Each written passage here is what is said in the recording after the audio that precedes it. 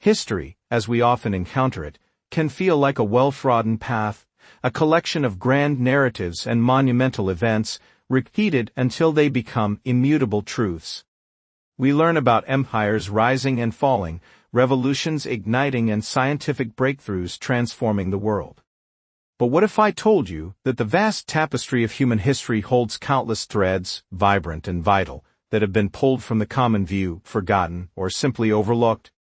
What if our understanding of the past isn't a finished portrait, but an ever-evolving sketch, constantly being redrawn and reinterpreted? Today we're going to dive into some of these forgotten chapters, the peculiar, the profound, and the truly bizarre events that nevertheless shaped our present in ways we rarely acknowledge. And in doing so, confront a deeper, more fundamental truth about history itself, that it is not a static record, but a living, breathing dialogue, perpetually open to revision. Let's begin with a year that earns the dubious distinction of being, perhaps, the single worst year to have been alive. 536 AD. Imagine, for a moment, a world plunged into an eerie, perpetual twilight. The sun dimmed, the air grew cold, and crops failed across vast swaths of the northern hemisphere. It snowed in China, in August. This wasn't a localized disaster, it was a global catastrophe, triggered by a massive volcanic eruption, or perhaps several, in places like Iceland or North America. Ash veiled the skies, initiating what historians now call the late antique Little Ice Age, the coldest decade in over 2,300 years. This volcanic winter decimated populations, contributed to widespread famine, and even intensified the destructiveness of the infamous plague of Justinian. Europe's population alone may have declined by as much as a third. This single cataclysmic year, largely absent from many history books, perfectly illustrates a period we often dismissively label the Dark Ages, a descriptor that, in this instance, felt terrifyingly literal.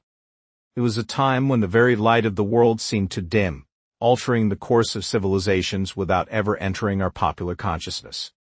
But forgotten events aren't all ancient cataclysms. Sometimes they're surprising footnotes in the story of nations. Consider, for example, the curious case of the state of Franklin or Franklin, nestled between the Appalachian Mountains and the Mississippi. When we think of the American Revolution, we envision a unified front, 13 colonies forging a new nation. Yet in the 1780s, a group of 5,000 residents in what was then part of North Carolina felt ignored and unprotected by the fledgling Congress. North Carolina, attempting to aid the financially struggling federal government, offered around 30 million acres of land to Congress. This generous, if ill-conceived, proposal sparked alarm among the settlers, who feared being sold off to foreign entities or left vulnerable to First Nations American settlements. Though North Carolina rescinded its offer, it was too late. The 4 counties declared independence, not from Britain, but from North Carolina, establishing their own sovereign nation, Franklin. For 4 years they ran a successful country, complete with a constitution, a legal system, and even treaties with the Cherokee, Chickamauga, and Chickasaw peoples.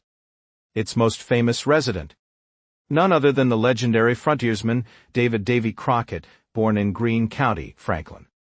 Ultimately, a weak economy and renewed attacks forced Franklin to rejoin North Carolina, before its territory was eventually ceded again to form what is now Tennessee. This almost country, a fleeting dream of self-determination, reveals a far more complex and fluid birth of the United States than our textbooks often suggest. Then there are the stories that challenge our preconceived notions about entire cultures, like the existence of the Onabujeisha in feudal Japan. For centuries, the image of the samurai has been almost exclusively male, a symbol of masculine strength and honor. Yet, history tells a different tale. The Onabujeisha, or female martial artists, were a group of courageous women who trained and fought alongside their male counterparts. They belonged to the Bushi class, defending lands, settling new territories, and even becoming Jito, holding legal rights to supervise these lands, a remarkable position of power for women in that era. Figures like Nakano Takiko led armies, and are celebrated as some of the greatest samurai warriors of all time.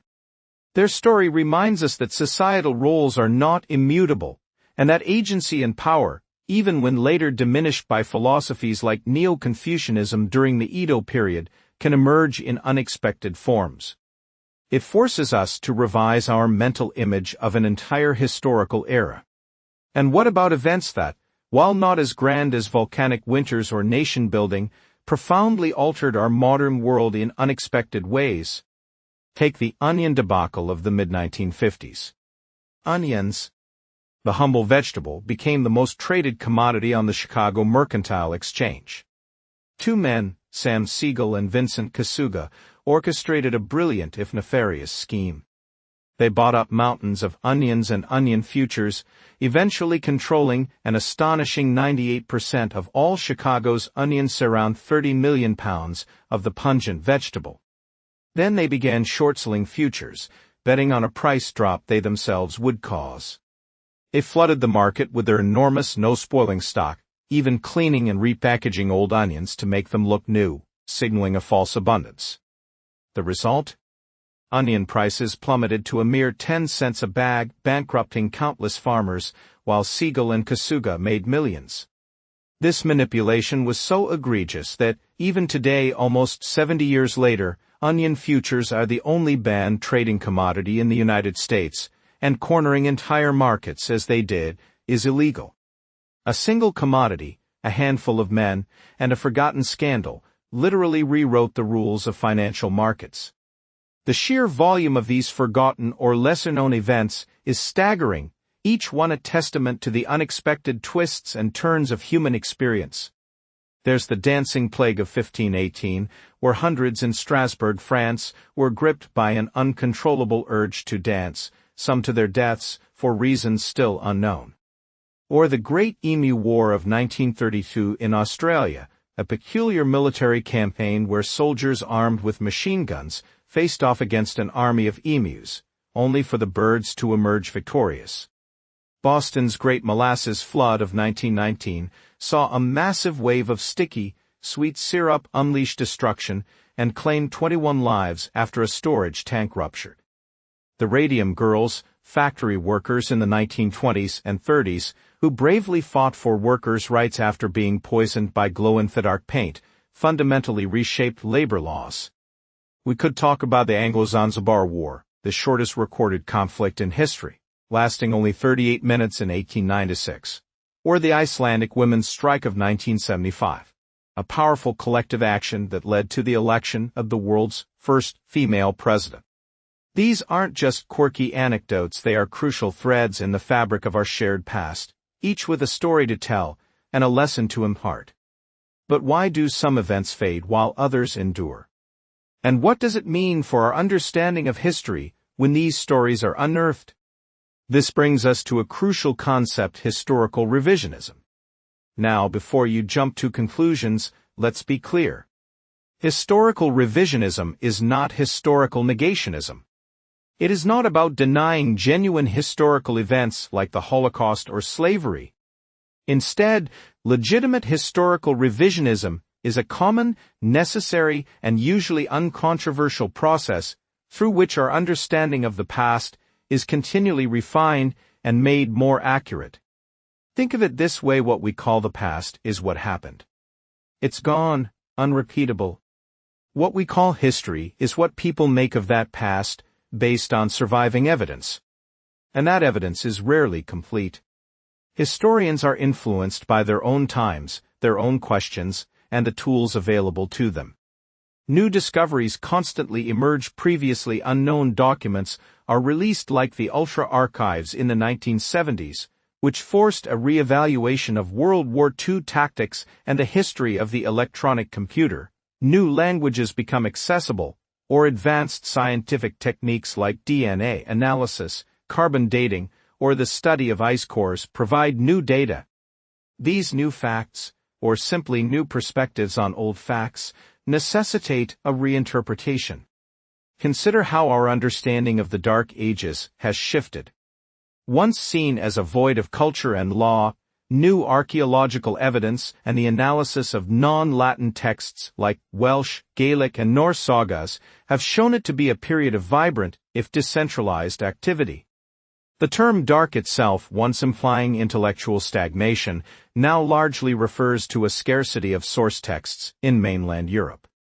Many modern scholars now avoid the term altogether as misleading.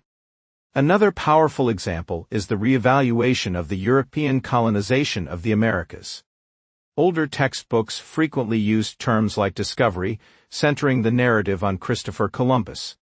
Revisionist historians, often including indigenous voices and perspectives, have challenged this, highlighting the catastrophic impact on native peoples and framing the event as colonization rather than discovery. This isn't about erasing Columbus from history, but about enriching and complicating our understanding of his legacy and the broader historical context, taking into account the realities of all people involved. Even well-established narratives, like the causes of the French Revolution or the motivations behind the English Civil War, are constantly debated and re-evaluated. The English Civil War itself has been revised, sometimes referred to as the Wars of the Three Kingdoms, to acknowledge the conflicts in Scotland and Ireland that were previously sidelined. Historians of the Qing dynasty, once assumed to be sinicized and absorbed into Han Chinese culture, have been re-evaluated through Manchu language sources, revealing that emperors often retained their distinct Manchu culture and viewed China proper as only one part of a larger empire. This constant dialogue, this readiness to challenge official explanations, is the lifeblood of historical scholarship, as historian James M. McPherson put it. It's what keeps history vital and meaningful. Diverse perspectives from feminist historians, ethnic minority historians, or even younger scholars are not just academic exercises.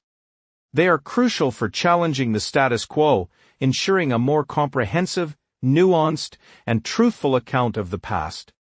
It means that there is no single, eternal, and immutable truth about past events. Instead, it's an ongoing journey of understanding, always seeking to narrow the gap between what is known and what remains to be understood. Now, as scriptwriters for a documentary-style YouTube channel, we face another layer of historical interpretation, the medium through which we tell these stories. In our increasingly visual world, how does the way we present history affect how it's received? Recent studies have explored this very question, comparing the impact of video versus textual information. What they found is fascinating and perhaps a little counterintuitive. The research indicates that when people are